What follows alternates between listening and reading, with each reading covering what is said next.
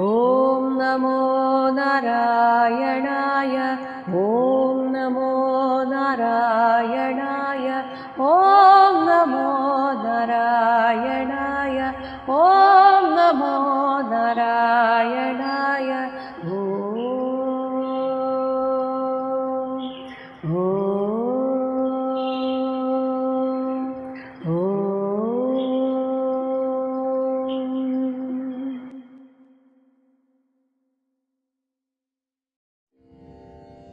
കുറച്ചു നേരത്തേക്ക് നാരദ മഹർഷിയുടെ ഹൃദയത്തിൽ പ്രത്യക്ഷനായ ഭഗവാൻ പിന്നീട് അപ്രത്യക്ഷമായിട്ട് തൻ്റെ വാക്കുകളെ കൊണ്ട് ഇങ്ങനെ അറിയിച്ചു: ഈ ജന്മത്തിൽ ഇനി എന്നെ കാണാൻ സാധ്യമല്ല, എന്നാൽ അടുത്ത ജന്മത്തിൽ എൻ്റെ ഏറ്റവും അടുത്ത പാർഷദന്മാരിൽ ഒരാളായി താങ്കൾ പുനർജനിക്കുന്നതാണ്.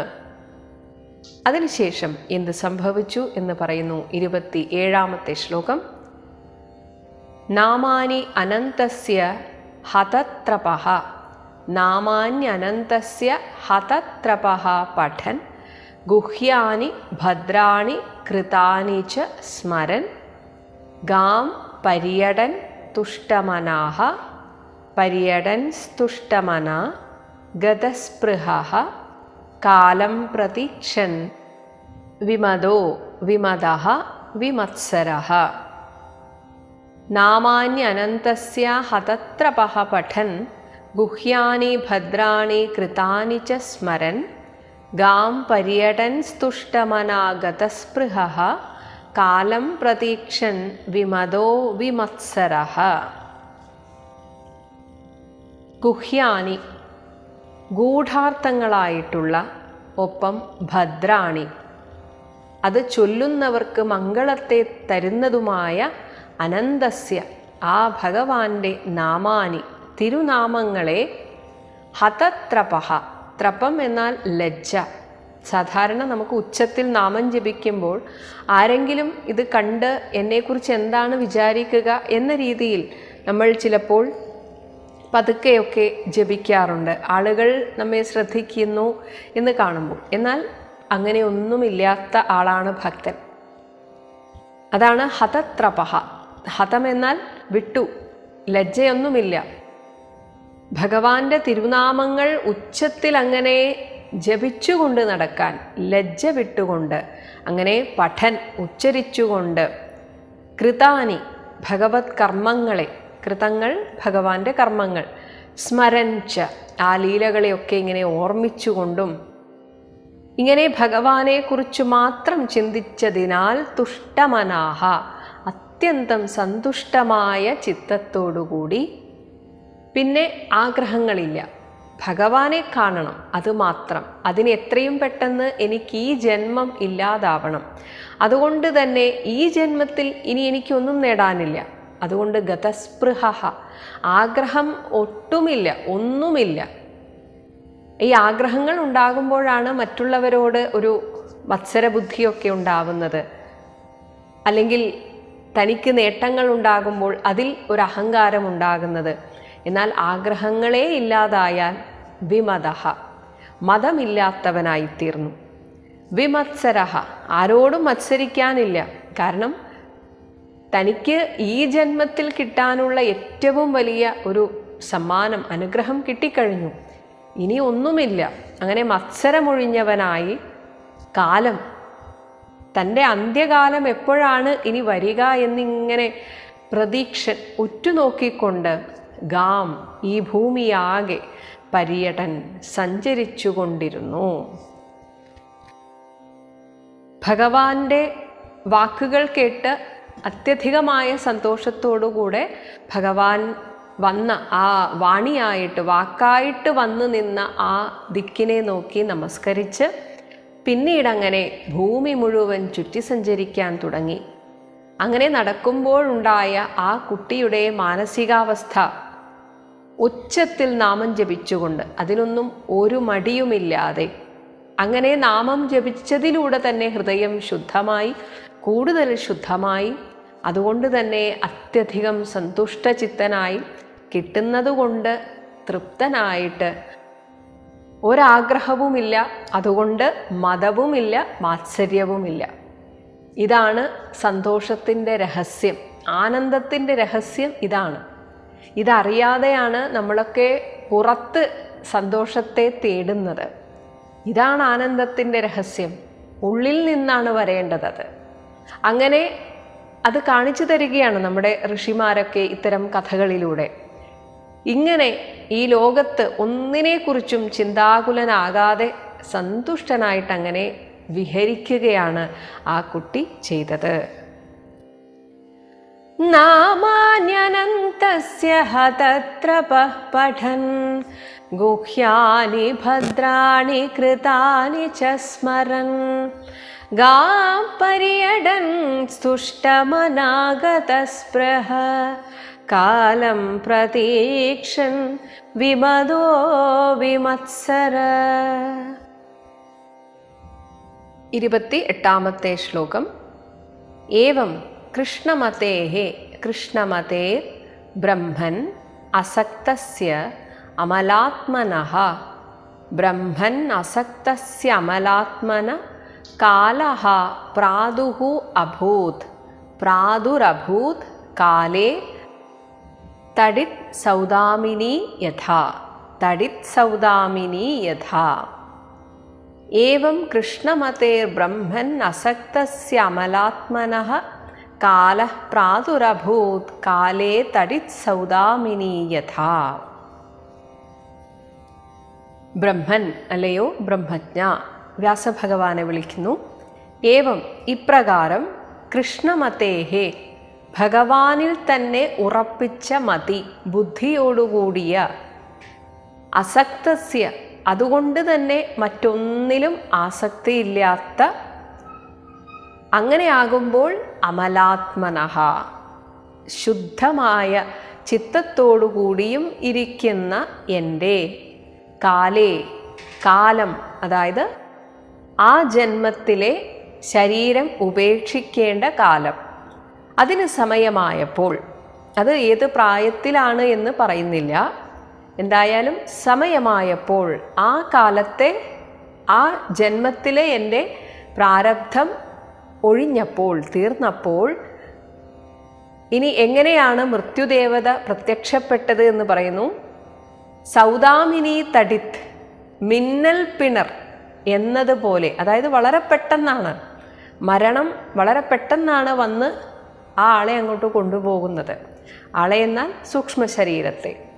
അപ്പോൾ സൗദാമിനി തടിത് യഥാ എന്ന പോലെ കാലഹ, കാലൻ എന്നതുകൊണ്ട് ആ മൃത്യുദേവത പ്രാദുഹു അഭൂത് പ്രത്യക്ഷപ്പെട്ടു. അതായത് എൻ്റെ മരണസമയം അടുത്തപ്പോൾ ആ കാലദേവത വളരെ പെട്ടെന്ന്, ഒട്ടും ആയാസകരമല്ലാത്ത മരണം, അതുകൊണ്ടാണ് അതിനെ മിന്നൽ പിണർ പോലെ എന്ന് ഉപമിച്ചത്. അപ്പോൾ തൻ്റെ കാലമായപ്പോൾ താൻ ശരീരം ഉപേക്ഷിച്ചു എന്ന് മാത്രമേ പറയുന്നുള്ളൂ. അത് എങ്ങനെയായിരുന്നു, ഏത് പ്രായത്തിലായിരുന്നു എന്ന് പറയുന്നില്ല. ഈ ഒരു ചോദ്യം വ്യാസഭഗവാൻ ചോദിച്ചിരുന്നു. അങ്ങയുടെ ആ ജന്മത്തിൽ അങ്ങ് എങ്ങനെയാണ് അങ്ങയുടെ ശരീരത്തെ ഉപേക്ഷിച്ചത് എന്ന്. അപ്പോൾ മൃത്യുദേവത വന്നു എന്ന് മാത്രമേ അതിനെക്കുറിച്ച് പറയുന്നുള്ളൂ. ഏവം കൃഷ്ണമതേർബ്രഹ്മൻ അസക്തസ്യ മലാത്മനാ കാലപ്രാദുരഭൂത് കാലേ തടിത് സൗദാമിനി യഥാ. 29ാമത്തെ ശ്ലോകം. പ്രയുജ്യമാനേ മയി താം ശുദ്ധാം ഭാഗവതീം തനും ആരബ്ധകർമ്മനിർവാണോ ആരബ്ധകർമ്മനിർവാണഃ ന്യപതത് പാഞ്ചഭൗതികഃ.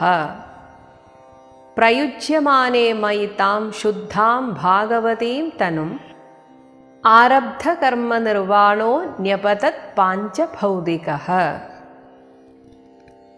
നാരദ മഹർഷിയുടെ കഴിഞ്ഞ ജന്മം തന്നെ ദിവ്യമായിരുന്നു. എന്നാൽ പൂർണ്ണതയിൽ എത്താത്തതുകൊണ്ടാണ് ആ സമയത്ത് പൂർണ്ണമായ ഒരു ഭഗവത് ഈശ്വര സാക്ഷാത്കാരം ലഭിക്കാതിരുന്നത്.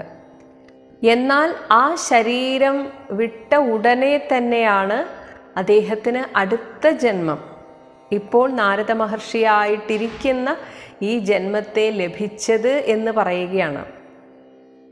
ശുദ്ധാം സത്വമയവും ഭാഗവതിയും ഭഗവാന്റെ പാർഷദനായിട്ടിരിക്കേണ്ട താം തനും, ഭഗവാൻ പറഞ്ഞ ആ പാർഷദ രൂപ ശരീരത്തിലേക്ക് മയി, എൻ്റെ ആ പൂർവജന്മം, പ്രയുജ്യമാനെ നയിക്കപ്പെട്ടുകൊണ്ടിരിക്കെ ആ നിമിഷത്തിലാണ് ഈ മൃത്യുദേവത വന്നതും.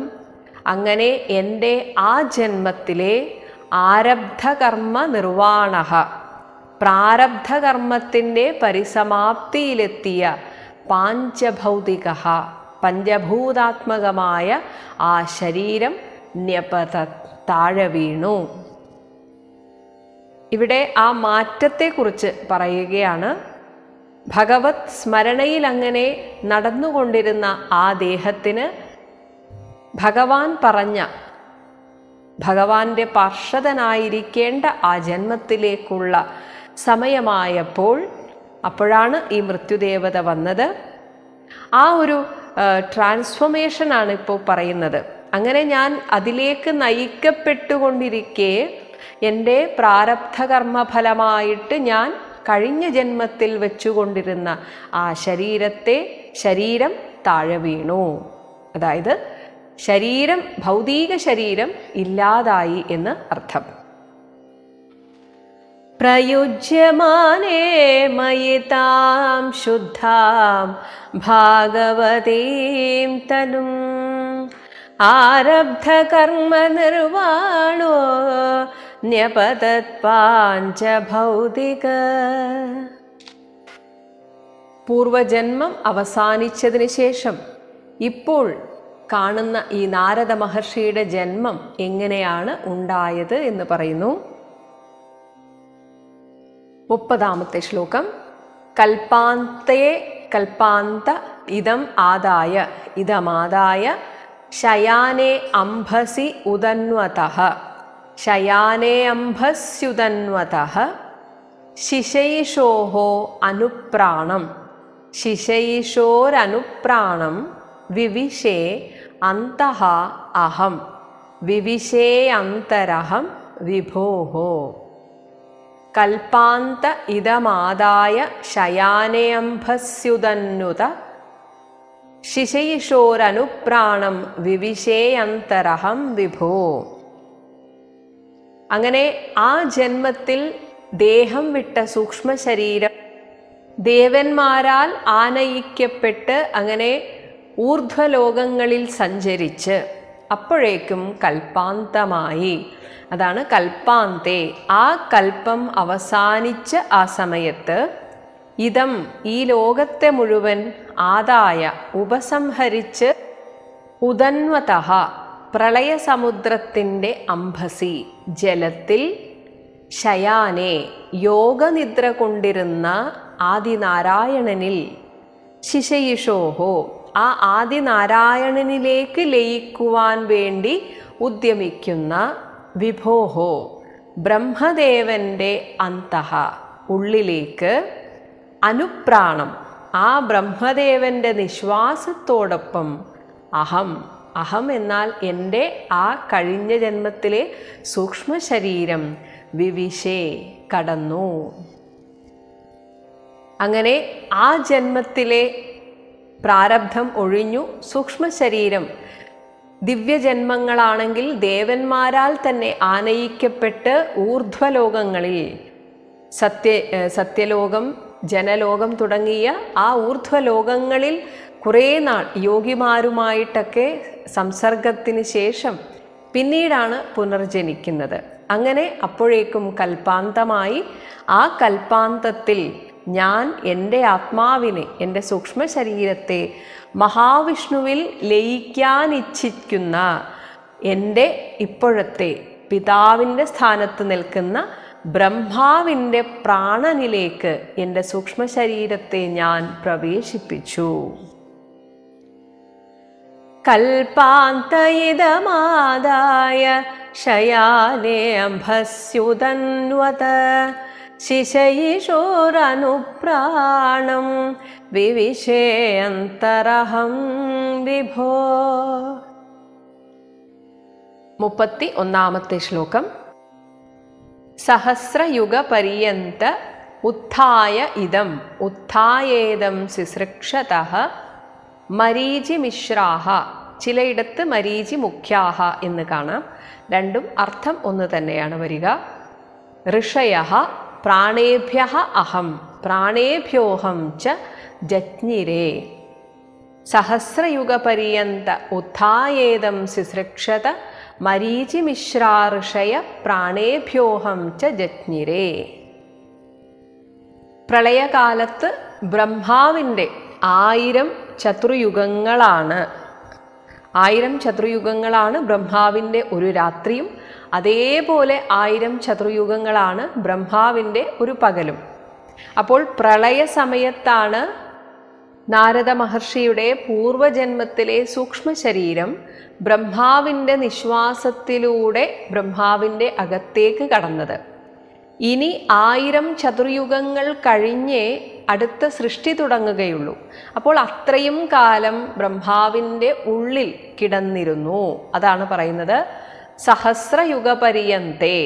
പിന്നീടുള്ള 1000 ചതുർയുഗങ്ങൾ, അതായത് ബ്രഹ്മാവിൻ്റെ ഒരു രാത്രി, അത് അവസാനിച്ചപ്പോൾ ഉത്ഥായ ബ്രഹ്മാവ് എഴുന്നേറ്റ് ഇദം ഈ ലോകത്തെ ശുശ്രൂഷതഃ സൃഷ്ടിക്കുന്നതിന് ആഗ്രഹിച്ച് ആ ബ്രഹ്മാവിൻ്റെ പ്രാണേഭ്യഃ ഓരോരോ ഇന്ദ്രിയങ്ങളിൽ നിന്ന് മരീചി മിശ്രാഹ അല്ലെങ്കിൽ മരീചി മുഖ്യാഹ മരീചി തുടങ്ങിയ ഋഷയഃ ഋഷിമാരും അഹം ച നാരദൻ എന്ന ഈ ഞാനും ജജ്ഞിരേ ജനിച്ചു.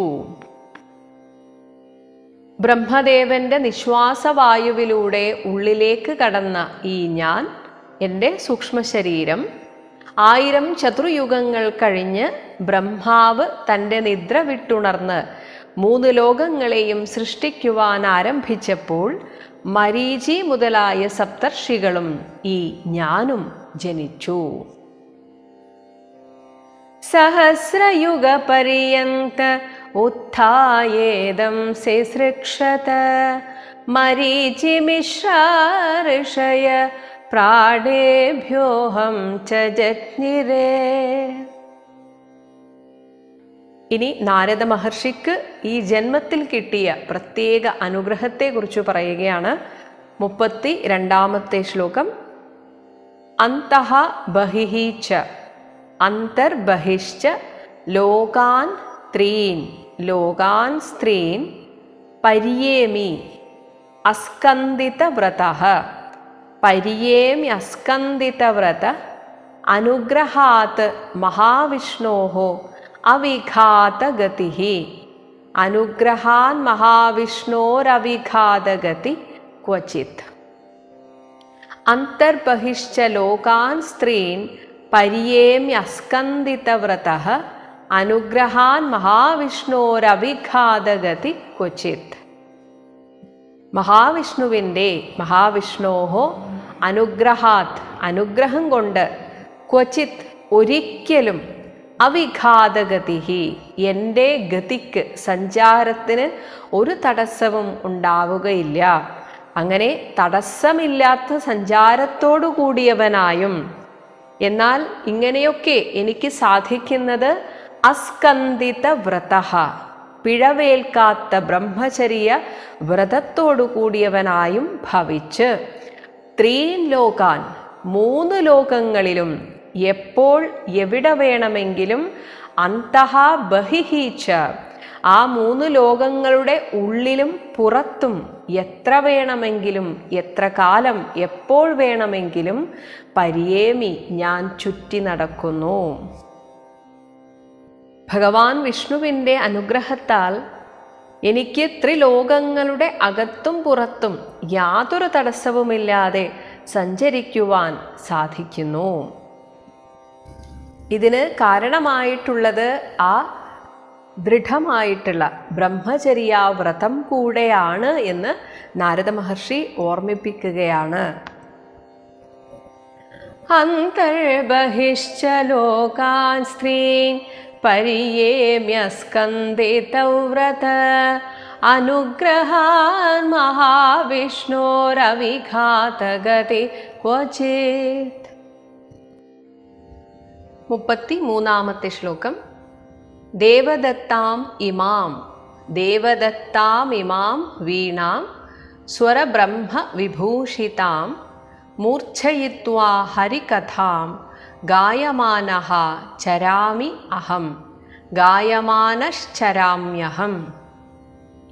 ദേവദത്താമിമാം വീണാം സ്വരബ്രഹ്മ വിഭൂഷിതാം മൂർച്ഛയിത്വാ ഹരികഥാം ഗായമാനശ്ചരാമ്യഹം.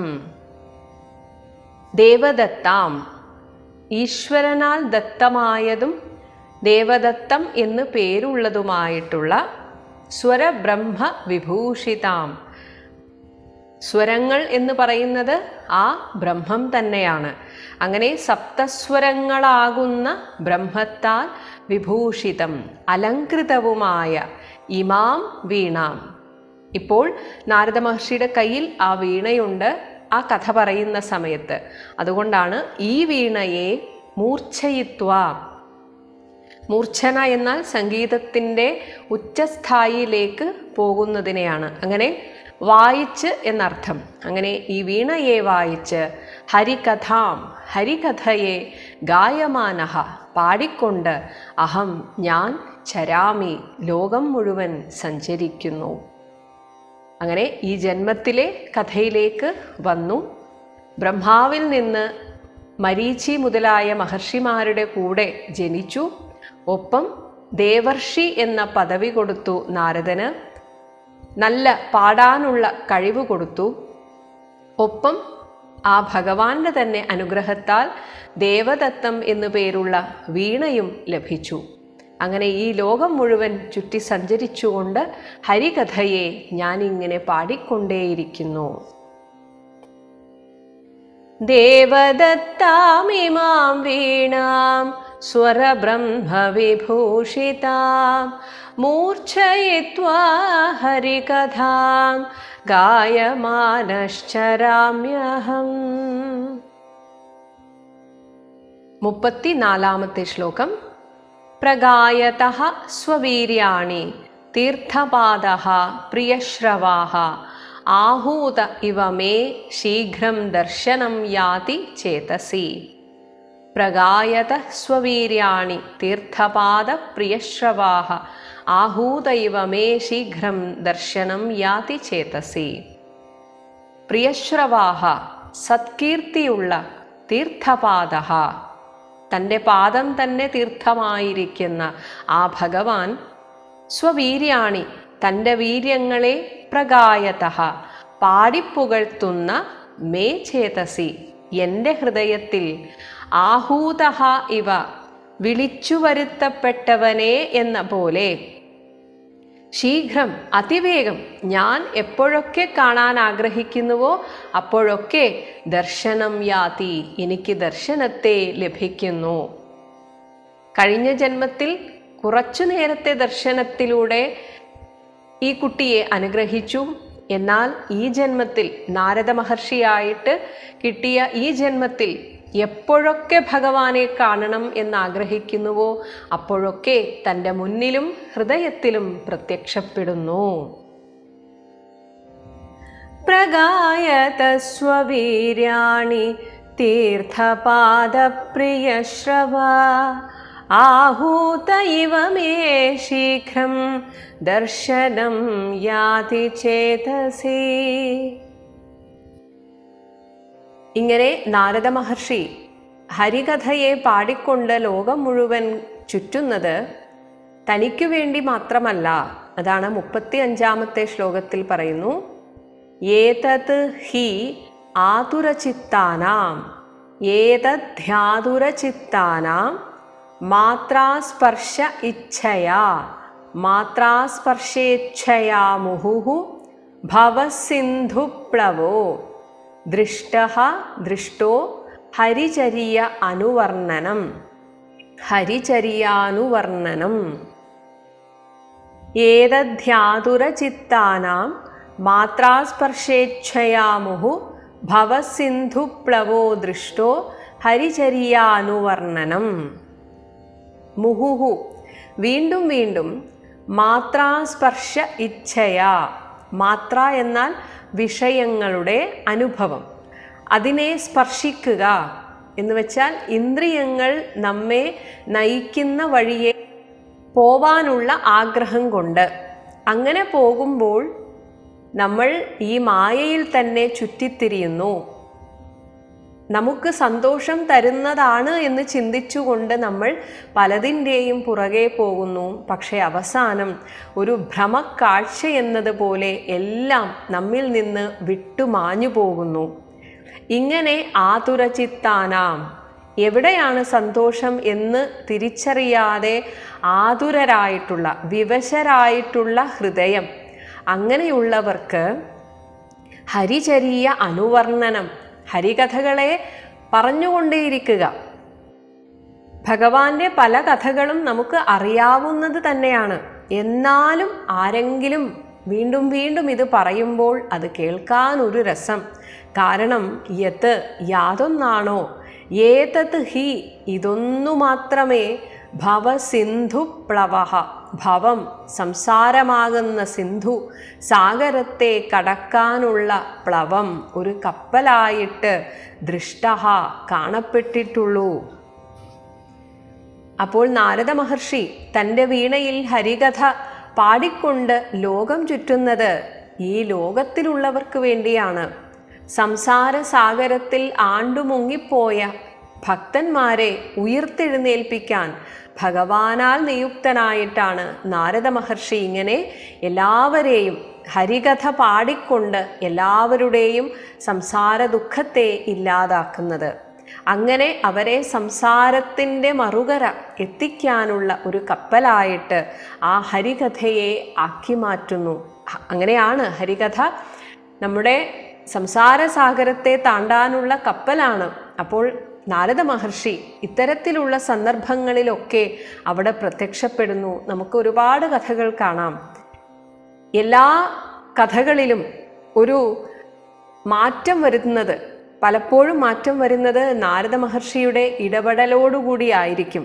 കാരണം നാരദ മഹർഷിയെയാണ് ഒരു ദൂതനെ പോലെ ഭഗവാൻ തന്നെ അയക്കുന്നത്. അങ്ങനെയാണ് പല കഥകളിലും നമുക്ക് കാണുന്നത്. അപ്പോൾ അത്രയും പ്രിയപ്പെട്ട ഒരു പാർഷദനായിട്ട് ഭഗവാന്റെ ചരിതങ്ങൾ പാടിക്കൊണ്ട് അങ്ങനെ നടക്കുക എന്ന നിയോഗം, മഹാഭാഗ്യം ലഭിച്ചു എന്ന് പറയുകയാണ്. ഏതധ്യാതുരചിത്താനാം മാത്രാസ്പർശേച്ഛയാ മുഹു ഭവസിന്ധുപ്ലവോ ദൃഷ്ടോ ഹരിചര്യാനുവർണ്ണനം. ഇനി ഹരികഥയുടെ പ്രത്യേകത എന്താണ്, അഥവാ ഭഗവാനിൽ ഭക്തി വർദ്ധിപ്പിക്കേണ്ടതിൻ്റെ ആവശ്യകത എന്താണെന്ന് പറയുന്നു 36-ാമത്തെ ശ്ലോകം. യമാദിഭിഹി യോഗപഥൈഹി, യമാദിഭിർയോഗപഥൈ കാമലോഭഹതോ മുഹുഹു മുകുന്ദസേവയാ യദുവത് തഥാത്മാ അദ്ധാ, യദുവത് തഥാത്മാ അദ്ധാ ന ശാമ്യതി. യമാദിഭിർയോഗപഥൈ കാമലോഭഹതോ മുഹുഹു മുകുന്ദസേവയാ യദുവത് തഥാത്മാ അദ്ധാ ന ശാമ്യതി. മുഹുഹു അടിക്കടി, കാമലോഭഹതഃ കാമം ലോഭം എന്നിവയാൽ ഹതഃ ഇടയ്ക്കിടെ നമ്മുടെ മനസ്സിങ്ങനെ വഴുതിപ്പോകും. അങ്ങനെ ഈ സംസാരത്തിൽ മുങ്ങിപ്പോകുന്ന ആത്മാ മനസ്സിനെ മുകുന്ദസേവയാ, ഭഗവാനെ സേവിക്കുക, ഭഗവാനെ കുറിച്ച് കേൾക്കുക, ഭഗവാനെ കീർത്തിക്കുക, ഇങ്ങനെയുള്ള ഭജനത്താൽ യതുവത് യാതൊരു വിധമായിട്ടുള്ള ഒരു ശ്രേഷ്ഠത നമുക്ക് ലഭിക്കുമോ, തഥാ അപ്രകാരമുള്ള ഒരു ശ്രേഷ്ഠത, ഒരു ഉയർച്ച യമാദിഭിഹി, യമം തുടങ്ങിയ അഷ്ടാംഗയോഗ മാർഗം, ആ യോഗപഥൈഹി യോഗമാർഗങ്ങളാൽ പോലും അദ്ധ സാക്ഷാത്തായിട്ട് ന ശമ്യതി നമുക്കത് ലഭിക്കുന്നില്ല. ആ ഒരു സമാധി അവസ്ഥയിൽ എത്തിയാൽ മാത്രമേ അഷ്ടാംഗയോഗ സിദ്ധിക്ക് അതിൻ്റെ പൂർണ്ണ ഫലപ്രാപ്തി വന്നു എന്ന് പറയാൻ സാധിക്കുള്ളൂ. എന്നാൽ ഭക്തിമാർഗം അങ്ങനെയല്ല. ചെറിയ ഒരു രുചി ഭഗവാനിൽ വന്നു കഴിഞ്ഞാൽ പിന്നെ ആ യാത്ര തന്നെ രസമാണ്. അതിൻ്റെ ഓരോ തലത്തിൽ നമ്മൾ ഉയർന്നുയർന്നു പോകുമ്പോഴും അത്യധികമായ ആനന്ദലഹരിയാണ്. എന്നാൽ സാധാരണക്കാരെ പോലെ നമുക്ക് ജീവിക്കുകയും ചെയ്യാം. അതിന് വേറെ ഒരു സാധനയും ആവശ്യമില്ല. ഭഗവാനിൽ ഭക്തി മാത്രം മതി. അതുകൊണ്ട് അത് യോഗ സാധനകളെക്കാളും ശ്രേഷ്ഠമാണെന്ന് പറയുന്നു. യമാദിഭിർയോഗപഥൈ കാമലോഭഹതോ മുഹു മുകുന്ദ സേവയാ യദുവത്തഥാത്മാധാ ന ശാമ്യതി. ഇങ്ങനെ പറഞ്ഞുകൊണ്ട് തൻ്റെ ജന്മകർമ്മ രഹസ്യത്തെക്കുറിച്ചുള്ള ഈ ഒരു ഉപാഖ്യാനം നാരദ മഹർഷി ഉപസംഹരിക്കുകയാണ്. 37-ാമത്തെ ശ്ലോകം.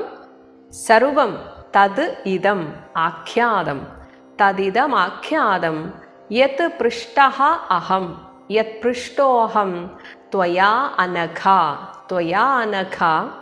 ജന്മകർമ്മ രഹസ്യം മേ ഭവതഃ ച ആത്മതോഷണം ഭവതശ്ചാത്മതോഷണം. സർവം തദിദമാഖ്യാതം യത് പൃഷ്ടോഹം ത്വയാ നഘ ജന്മകർമ്മ രഹസ്യം മേ ഭവതശ്ചാത്മതോഷണം. അനഘ പാപരഹിതനായിട്ടുള്ള അല്ലയോ വ്യാസമഹർഷേ, ത്വയാ അങ്ങയാൽ യത് യാതൊന്നിനെ കുറിച്ചാണോ അഹം പൃഷ്ടഃ ഞാൻ ചോദിക്കപ്പെട്ടത് എന്ന് വെച്ചാൽ എന്നോട് എന്തറിയാനാണോ അങ്ങ് ചില ചോദ്യങ്ങൾ ചോദിച്ചത്, തത് ഇതം സർവം അതിനെക്കുറിച്ച് എല്ലാം മേ എൻ്റെ ജന്മരഹസ്യം ജന്മകർമ്മരഹസ്യം ജനനത്തെയും എൻ്റെ കർമ്മരഹസ്യത്തെയും കുറിച്ചു പോലും ഭവതഃ ഞാൻ അങ്ങയോട് പറഞ്ഞു.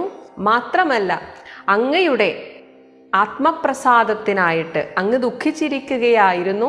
അങ്ങനെ എന്ത് ചെയ്താലാണ് അങ്ങേക്കൊരു സംതൃപ്തി വരിക? ഇങ്ങനെ ആത്മതോഷണം ച അങ്ങയുടെ ആത്മസംതൃപ്തിക്കുള്ള ഉപായവും എന്നാൽ ആഖ്യാതം പ്രസ്താവിക്കപ്പെട്ട് കഴിഞ്ഞിരിക്കുന്നു. കുറച്ചു നേരത്തെ ഞാൻ പറഞ്ഞു, നാരദ മഹർഷിക്ക് പല നിയോഗങ്ങളും ഭഗവാൻ തന്നെ കൽപ്പിച്ചു കൊടുക്കാറുണ്ട്. അങ്ങനെ ഒരു നിയോഗമായിരുന്നു ഇപ്പോഴത്തെ ഈ വരവും. ഭാഗവത പുരാണമെന്ന മഹത്തായൊരു ഗ്രന്ഥം രചിക്കാൻ ഒരു പ്രേരണയായിത്തീരുക. അതിനായിട്ടായിരുന്നു നാരദ മഹർഷിയുടെ ഈ സന്ദർശനം. അതുകൊണ്ട് നാരദ മഹർഷി ഇപ്പോൾ വ്യാസഭഗവാനോട് പറയുന്നു, അങ്ങയുടെ ദുഃഖത്തിനുള്ള കാരണവും ഞാൻ പറഞ്ഞു, അതിനുള്ള പരിഹാരവും ഞാൻ പറഞ്ഞു കഴിഞ്ഞു. അതിനൊരു ഉദാഹരണമായിട്ട് എൻ്റെ ജന്മത്തെയും എൻ്റെ പൂർവജന്മത്തെയും കർമ്മത്തെയും എല്ലാ രഹസ്യങ്ങളും ഞാൻ പറഞ്ഞു കഴിഞ്ഞിരിക്കുന്നു. സർവം തദിദമാഖ്യാതം യത് പൃഷ്ടോഹം ത്വയാ നഘ ജന്മകർമ്മ രഹസ്യം മേ ഭവതശ്ചാത്മതോഷണം. ഇനി സൂതൻ പറയുകയാണ് 38-ാമത്തെ ശ്ലോകം. ഏവം സംഭാഷ്യ ഭഗവാൻ നാരദഃ ഭഗവാൻ നാരദോ വാസവീസുതം ആമന്ത്ര്യ വീണാം രണയൻ യയൗ യാദൃച്ഛികോ മുനിഹി. ഏവം സംഭാഷ്യ ഭഗവാൻ നാരദോ വാസവീസുതം ആമന്ത്ര്യ വീണാം രണയൻ യയൗ യാദൃച്ഛികോ മുനിഹി. ഭഗവാൻ നാരദഃ സർവജ്ഞനായിട്ടുള്ള ആ നാരദ മഹർഷി വാസവീസുതം, വാസവി സത്യവതി, സത്യവതിയുടെ മകനായ വേദവ്യാസ മഹർഷിയോട് ഏവം സംഭാഷ്യ ഇപ്രകാരം പറഞ്ഞ് ആമന്ത്ര്യ യാത്ര പറഞ്ഞ് തൻ്റെ വീണാം വീണയെ രണയൻ ശബ്ദിപ്പിച്ചുകൊണ്ട് യാദൃച്ഛിക, ഇവിടെ യാദൃച്ഛിക എന്ന് വെച്ചാൽ തനിക്ക് എവിടെ എപ്പോൾ പോകണമോ പ്രത്യക്ഷപ്പെടണമോ അപ്പോൾ അത് തൻ്റെ ഇഷ്ടപ്രകാരം ചെയ്യാൻ സാധിക്കുന്ന മുനിഹി. അതാണ് യാദൃച്ഛിക മുനിഹി. സർവതന്ത്ര സ്വതന്ത്രനായിട്ടുള്ള ആ ദേവർഷി അവിടെ നിന്ന് യയൗ യാത്രയായി. ഏവം സംഭാഷ്യ ഭഗവാൻ നാരദോ വാസവീസുതം ആമന്ത്ര്യ വീണാം പ്രണയൻ യയൗ യാദൃച്ഛികോ മുനി. നാരദ മഹർഷി അവിടെ നിന്ന് പോയതിനു ശേഷം വ്യാസഭഗവാൻ ഇപ്രകാരം ആത്മഗതം ചെയ്യുകയാണ്. 39 ശ്ലോകം. അഹോ ദേവർഷിഹി ധന്യഃ അയം ദേവർഷിർധന്യോയം യത് കീർത്തിം ശാർംഗധന്വനഃ ഗായൻ മാദ്യൻ ഇദം തന്ത്രിയ രമയതി ആതുരം രമയത്യാതുരം ജഗത്.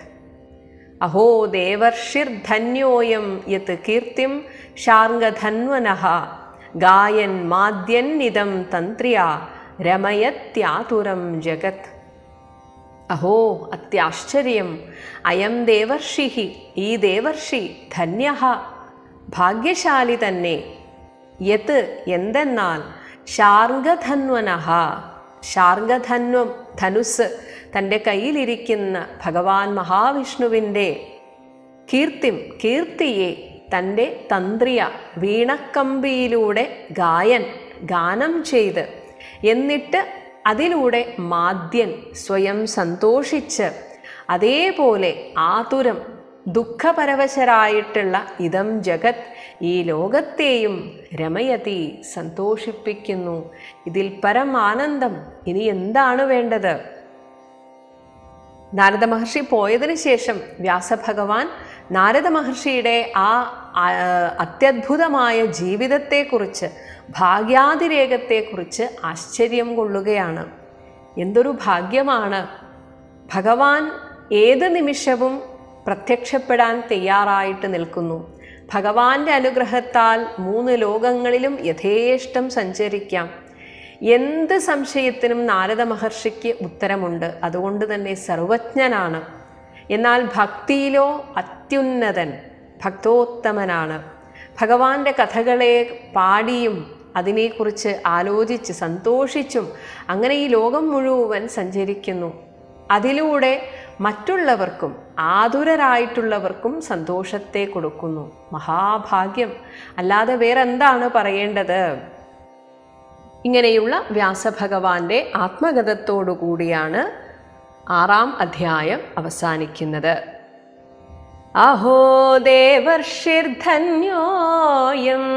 യത് കീർത്തിം ശാർംഗധന്വന ഗായൻ മാദ്യൻ ഇദം തന്ത്ര്യ രമയത്യാതുരം ജഗത്.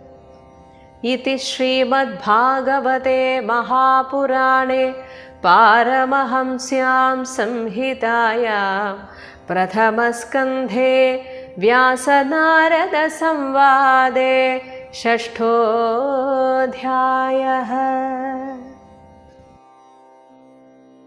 സർവത്ര ഗോവിന്ദനാമ സങ്കീർത്തനം ഗോവിന്ദ ഗോവിന്ദ. ഹരേ രാമ ഹരേ രാമ ഹരേ രാമ രാമ ഹരേ കൃഷ്ണ ഹരേ കൃഷ്ണ ഹരേ കൃഷ്ണ കൃഷ്ണ ഹരേ രാമ ഹരേ രാമ ഹരേ രാമ രാമ ഹരേ കൃഷ്ണ ഹരേ കൃഷ്ണ ഹരേ കൃഷ്ണ കൃഷ്ണ ഹരേ രാമ രാമ ഹരേ കൃഷ്ണ കൃഷ്ണ ഹരേ രാമ രാമ ഹരേ കൃഷ്ണ കൃഷ്ണ.